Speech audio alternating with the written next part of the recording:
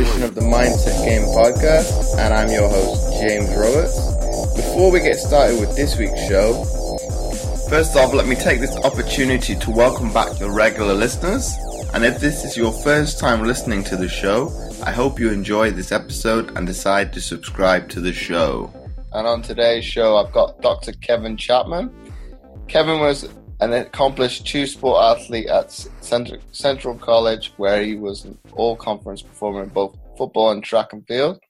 He was an associate professor at the University of Louisville and director of the Center for Mental Health Disparities until he decided to devote his time primarily to his clinical practice. And also, not forgetting, he's also the sports psychologist for Louisville City FC. So welcome on to the show, Kevin. Thank you, James. I appreciate being here. So before we delve into today's topic of the show, Kevin, can you divulge as to why you wanted to become a sports psychologist in the first place? Yeah, well, of course. So like you said, James, I'm a licensed psychologist, and I have two specialties, so to speak. One is in the area of anxiety and related disorders, so that's my clinical work. Then, of course, I do performance enhancement with athletes as well, as you know, that involve mental skills and such. And I've been an athlete my whole life. And as a kid growing up, I'd always played sports. Of course, most any sport you can think of when you're picking out sports that you're good at. And then, of course, when I got to high school, football and track were really the ones I was the most passionate about. So through that process, as I was picking schools to go to, I picked a really small Division III school where I could get a really good education, but also continue to excel at a very high level in athletics and to sports. So I decided to do that. So, of course, when I started taking coursework, I fell in love with psychology the very first semester that I started taking it, because it started explaining things like human behavior and emotional experiences and how that plays out, not only in general and abnormal cases, but also with athletes. And there's a lot of psychology that goes on into the sport, of course, and I knew that firsthand in football, especially in track, psyching guys out, as we used to say, and things like that. That's all mental, right? So naturally, I wanted to go into a field where I could combine my passion for helping people, but also combining an emphasis in sports as well. So you bring up an interesting point there, Kevin. You're the first person I've had on the show that has had an athletic background that has put their academics, I would say, to the forefront. Why do you think that is? Because I was the complete opposite. I did put some of my decision making onto in terms of what school I went to on my athletics. Right, that's a really good point, James. And honestly, I think it had to do with my experiences with athletics and academics. Fortunately, I had a lot of coaches and teachers and professors around me who, of course, they told me about the percentages and so on and so forth of how many people likely go on to be professional athletes. And as you know, James, from your experience as an athlete as well, that's a very small percentage, right? So ultimately, I knew long-term was more important for me. So as a result of that, I knew that if I could go to a very good school, a prestigious school in this case, and still perform at a high level with athletics, that would set me up to not only be credible, but also to use my skills as an athlete and a psychologist to help other people long-term looking at the big picture. So really, it was just I had wise counsel and had the right people around me telling me to do that and that I could be very effective. And here we are, right? So very exciting. And then also, Kevin, what surprises me, you come from the state of Kentucky. Yeah. But you didn't do basketball. That is so true. Well, that's an interesting point. Of course, as most people in Kentucky, I played a lot of basketball. But as you know, James, from your own experience, when you're younger, you try out a lot of sports, and I can still play. In fact, I can still dunk to this day, actually.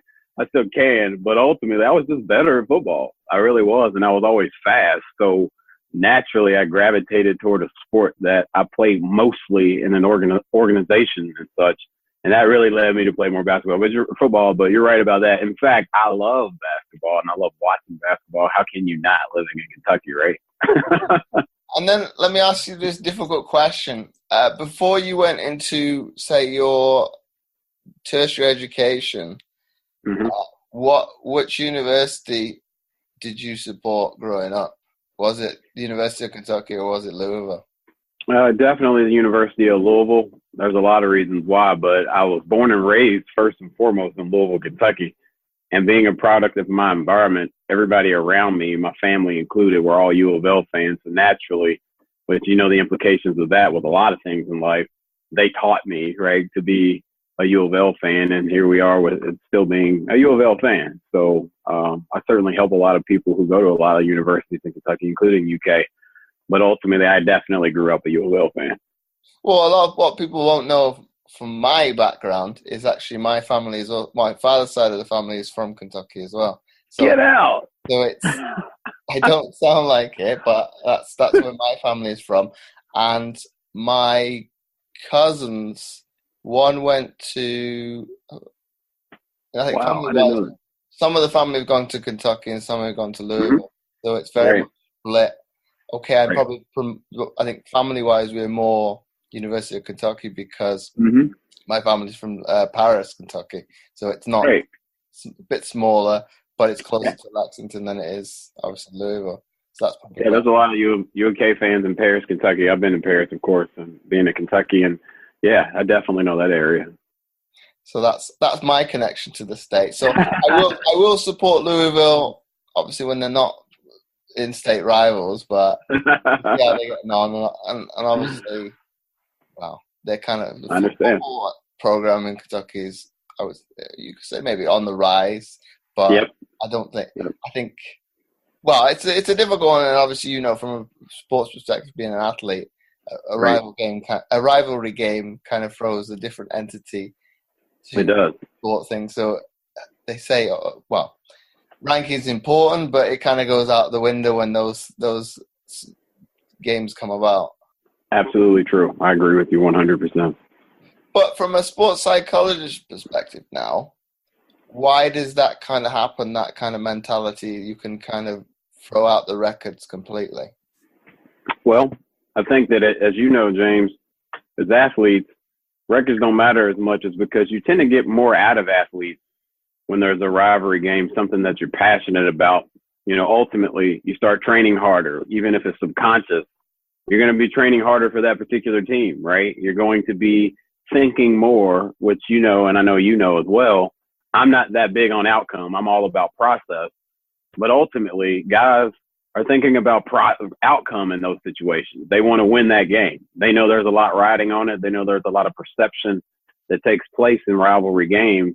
And you want to be on the winning side of that because there's a history involved.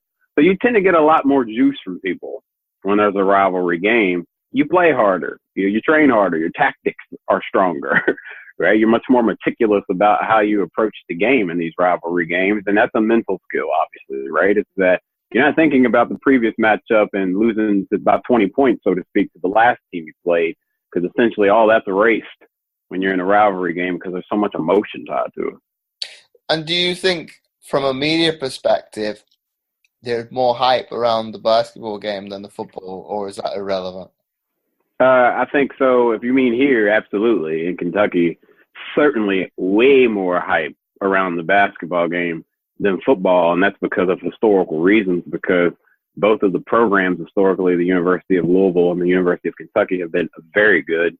And ultimately, that's where the Commonwealth of Kentucky comes together, is that we have a very good basketball state and would argue it's the best state in the country in basketball. So with that said, you have very rich histories with basketball programs in the state of Kentucky. So as a result, there's going to be a whole lot more. And it's funny, James, there's a lot of identity with fans in the state of Kentucky that surround basketball. You live and die with these teams. And a lot of people who live in Kentucky, literally as part of their identity, is like, I'm a U of L fan. And oh, by the way, I'm a student, I'm a brother, I'm a husband, those sorts of things. So it's literally a part of the person's identity, which is also a trap, but nonetheless is that important. And kind of going on to, obviously, what you've gone on to study and looking at OCD, do you think, in your opinion, athletes are maybe more kind of go to that nature because they are striving for, and don't quote me on this, obviously that's it, kind of identity of trying to get to perfectionism and trying to be as near perfect as they can be? Absolutely correct. And I think you're right. And I think what you're really getting at, James, is this idea that many high-performing athletes in particular often are very high in neuroticism, which is really a personality trait. And neuroticism is really how one experiences strong emotions. And people who are high in neuroticism tend to experience emotions at a much higher rate. They're much more intense, right? Things like anger, things like sadness, things like anxiety, which are obviously normal, healthy emotions that are a part of anything in life, but also a part of sport, right? So ultimately, perfectionism is one of those things that's tied to that construct. And you do see a lot of athletes who have a lot more anxiety because today in society, we have a lot more pressure, not only just self-imposed pressure, but also pressure from outside sources. You have families who, live and die by their kid going to certain schools and making money, right? You have coaches and you have recruiting that occurs that is really important. And you even have these big events, of course, these days, as you know, James, where people have hats laid out on the table and they're selecting what university to go to. And that's a big to do. It used to not be that way 20 years ago. So with that being said, that's a really important thing. And with that comes strong emotion, right? Anxiety and such is much higher in the population these days because of those pressures. And athletes are no exception to that. And do you think social media, and you brought it up obviously with the kids picking their schools on whatever platform that may be now, TV, social media, do you think that plays a bigger part in probably from two facets now, a detriment to the athlete, but then also on a plus side, they are able to connect with, well, you could say people from a professional standpoint, be it psychologists outside of their schools as well, if they are struggling with a certain phenom, or may what that be? Yeah, I certainly agree with that 100%. You hit the nail on the head. I think that it's a double-edged sword, so to speak. On one hand, you have athletes who have more access to resources and people to influence their decision-making in a very positive way. But as you alluded to earlier, James, you also have the negative side of that. And that is you're going to be subjected to much more scrutiny when you're in the limelight. You're going to have to look at many people don't, but many athletes, of course, are young. So you're going to see negative comments, which are largely anonymous, right? These are people you will never encounter in person that can say horrible things about you, and the whole world will see it. And then you have all these expectations as well from people in your performance. So absolutely a double-edged sword. Social media contributes not only to more anxiety in many cases with athletes, but also can give you greater access, which speaks to how do you manage that. And that requires you to have the right people around you, but also to be very flexible in your regulation of social media, so to speak. And if we go a step further than that, Kevin, do you think that is why, and we talk from a basketball perspective now, people want to kind of use the University of Kentucky as a stepping stone, obviously, to get to the NBA? Yeah, absolutely. And I think that that's pretty clear. You'd be hard-pressed to argue against that. Coach Calipari is a great coach. He is, and he surrounds himself with good people. And ultimately, when you have programs like that, if you're a kid and you know that you can make a lot of money, then, of course, being able to go to a university where, A, you're going to start and get a lot of playing time right away, B, play with other people who are also 5-stars like you, and C, possibly win a championship, but ultimately it doesn't matter that much because ultimately you're going to be making a lot of money in a very short amount of time. And that's very attractive for many athletes, right? That's very attractive, especially if you could predict not getting injured, which no one can, but nonetheless, chances are you're going to make a lot of money in that way. So they're being groomed in some sense to make those decisions. And that's one of the ways that they're able to recruit so heavily that way. Obviously, from a 5-star perspective, Kevin, it's obviously they're going to go to the better schools.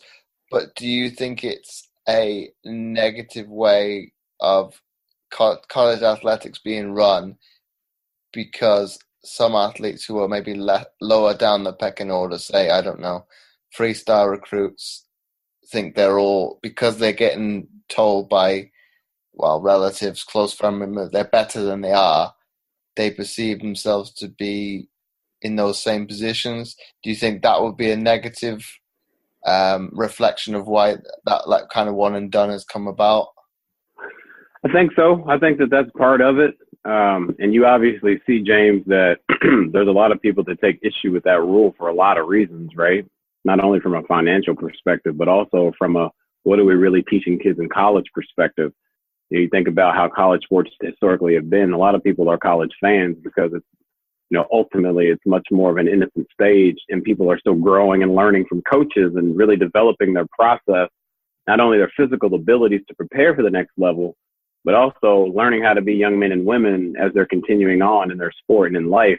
And oftentimes you see that may get tainted in a bad rep as a result, because, really at the end of the day, it's almost like some people would prefer the outcome of going to the NBA and seeing college more as a stepping stone, as opposed to what college historically has been in most sports.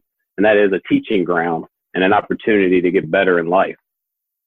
Well, that's an argument I definitely would agree with, because that is your formative years. You kind of, well, from personal experience, you are trying to find yourself, and like you say, you're learning from others. Obviously, from a sports perspective, or you can get from that sport. But then by having this one and done, you could argue that they are better players, but they aren't really mature adults. And obviously, when you bring money into the fold, they don't know how to deal with it. So true. That's very true. That's very true. And I've actually, James, had friends of mine I play ball with in high school, and some of which actually play professional ball as well, who actually their positions today are to be financial advisors and such for kids who are going into the NFL and such, so that they can help them not make mistakes in the pitfalls of many athletes who don't have emotional regulation and wise counsel, the pitfalls they often fall for by buying multiple vehicles and buying expensive things when, that sort of thing. So you're absolutely right about that. Well, yeah, I think you bring up a good point. You don't really need multiple vehicles. You only drive one at one time. That's a want. That's not a need. That's another conversation, right? But I think of every young person, they always want to have more, thinking, well, you're not physically able, and I'm not saying this is impossible in the future, but at the present moment, you can only indulge in one thing at one time. Absolutely. I agree with you 100%. But kind of going into obviously you went to the University of Louisville. I did. How did that progress, obviously, from going from the Central College to kind of progressing to want to excel in the art of psychology? What kind of motivates you to want to continue on that route?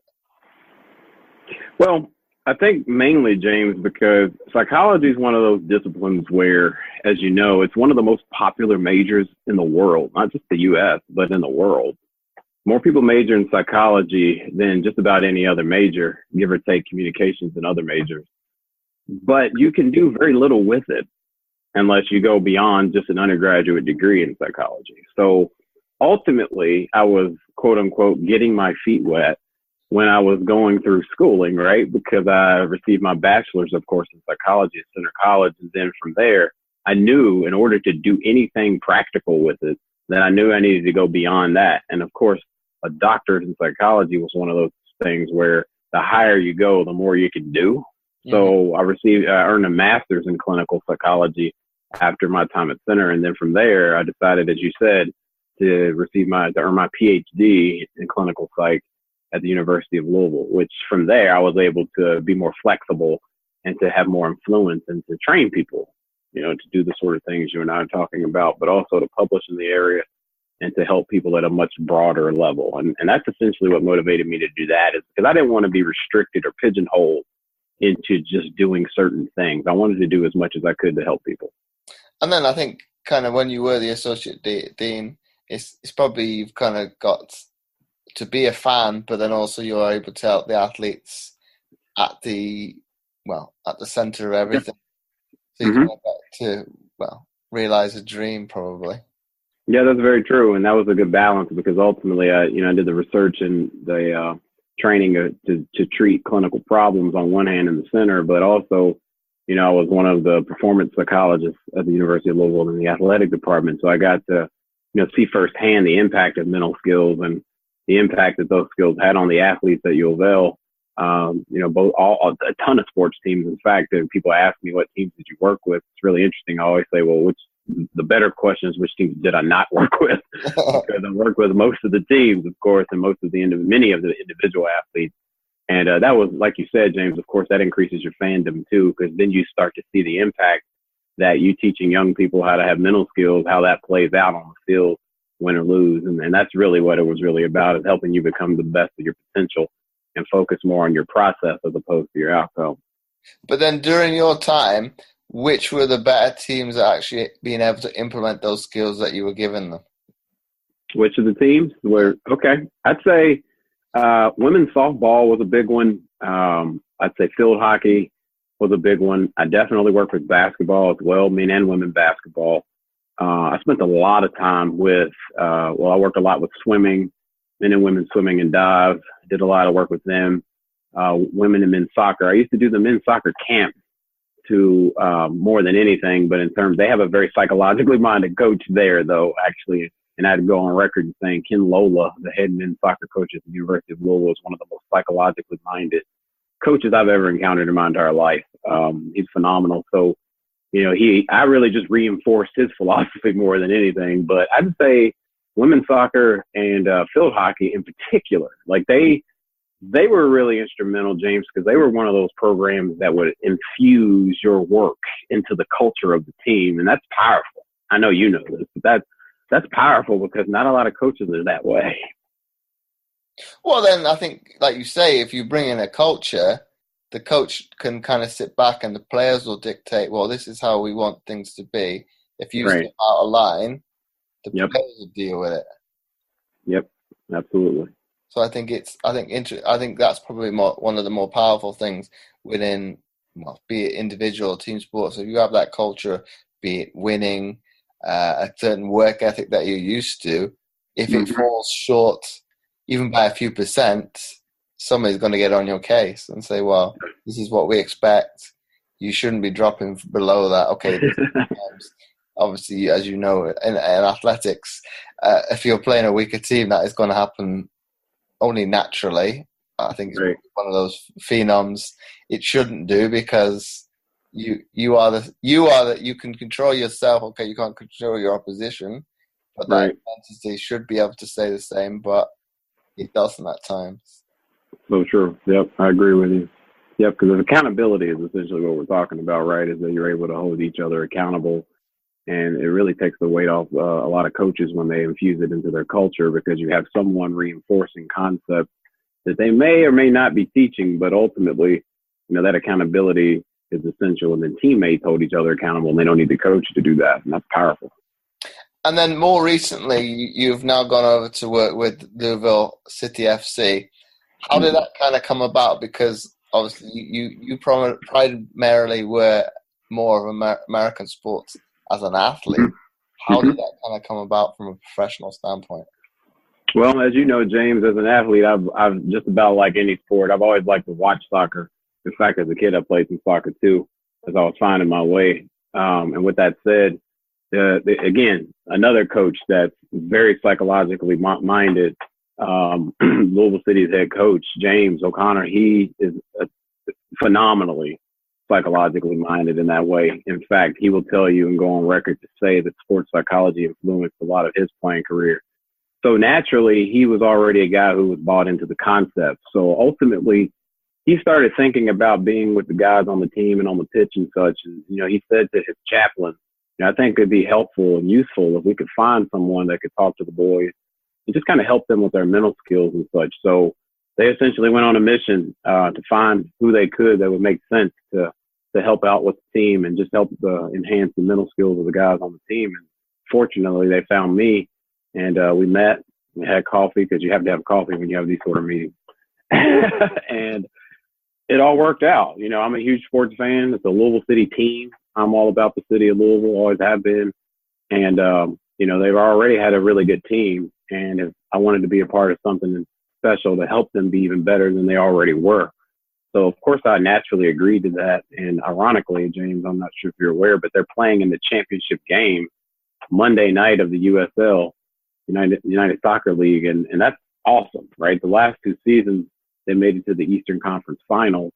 They lost in PKs last season, and this year they won in PKs. So, again, you can't tell me that's not mental. These boys work hard physically, and they're very good, and they have some very psychologically minded guys on the team already. And for me it's an honor and a privilege, really, to just be affiliated with them, just to influence them however I can. So, it's going to be pretty awesome here in Louisville Monday night. It's an all-purple day in the city of Louisville, so, of course, I'll have all purple on and such. You'll probably see some tweets about that. So. No, I didn't know that, because I think we had a game on TV over here with Miami, whatever team name they got now, because they did have an MLS team at one time against the Cosmos. But I'm assuming that would have been a game like on pre-record, because obviously you're talking about championship game coming out that Monday. It could have been a playoff game, and it's been some we played on our system. So I was like, well, that's quite interesting. But then my penultimate question for you, Kevin, is obviously the state of Kentucky is probably one of the only states in the US that doesn't have a professional team in any sport. Which sport do you envision them finally getting something to come about? I laughed for a couple of reasons, because there's a lot of irony in your question. And honestly, James, it's really ironic that you asked me that, because I can tell you without a shadow of a doubt what team I think that would be, what sport. So drum roll. I think for sure what's happening is that we're going to have a professional soccer team, for sure, before we have anything else. In fact, I think that would be the only professional team that we have. This is such a college state, as you know, that it would be hard to have football or basketball here because of our allegiances to UK and U of L. With that said, soccer, though, the fandom here for soccer has been phenomenal. We're in the process of having a new stadium being built for Louisville City FC, which is, of course, a momentum to potentially drive the team to be an MLS team. So there's enough fan support here in the state of Kentucky for that. And we have among the best fans in the entire soccer league in the USL, and USL is taking notice of that. So I have no doubt. So mark my words, I think that the team that it would the sport that it would most certainly be would definitely be soccer. And then from probably the football standpoint, do you think it's because of that proximity of being so close to Cincinnati that would be a problem?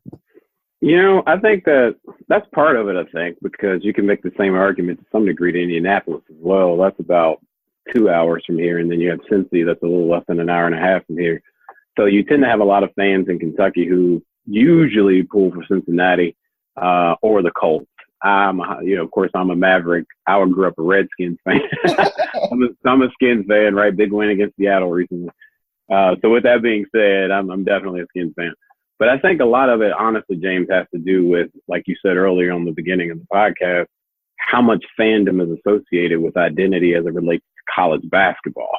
And because of that, it's really hard for sports like football and other sports that tend to be revenue-generating sports, basketball and football, for that to be the case here, just because it's such a college place. In fact, people from Louisville will call it a college town, even though it's a city. It's not as big as we think it is, but nonetheless, it's pretty big. It's a large city, a major city in the U.S. But, it's a college town, and that's what we say often here when we're from Louisville and in the state of Kentucky. So ultimately, I think geography matters to some degree, but I think it has more to do with the fandom and the ability to generate revenue related to those two sports here. Soccer will make it. Well, it's surprising because you say that, but then a lot of people with the horse racing would obviously know Kentucky, obviously with the Kentucky Derby, but and then alcohol, but that's a different. but those are the kind of the three you'd associate would be, and then obviously a lot of people around the world would know KFC. So and Muhammad Ali, right? Muhammad Ali. So, and then my last question for you, Kevin, if you had to summarize this episode today that we've been talking about into one sentence for people to take away, what would that be? I would say that playing sports comes down to being more skilled mentally than physically at the end of the day. I think that what separates great athletes from good athletes is their ability to perform in the clutch, to be able to regulate their emotions when they're playing, and to be able to utilize mental skills in key moments. And I think that at the end of the day, James, you find that as athletes, all of us who are watching your podcast and interested in sports, fandom, playing the sport, really, you can't separate the psychology of that from the sport itself. So take notice of the psychology of that, because it certainly can enhance one's performance. It can also inhibit one's performance. So I think that would be my takeaway. So thanks for your wise words, Kevin. So once again, thanks for coming on the Mindset Game podcast. It's been a pleasure. I appreciate it, James. So once again, thanks for coming on. Okay, thank you. And before I forget, I would really appreciate it if you would be so kind as to leave a short written review, as it helps to get the podcast more notoriety, and it would be more visible in future to others, and thus helping more people, which my guests and I are all about. Once again, thanks for listening, and I'll catch you next time for another episode of the Mindset Game podcast.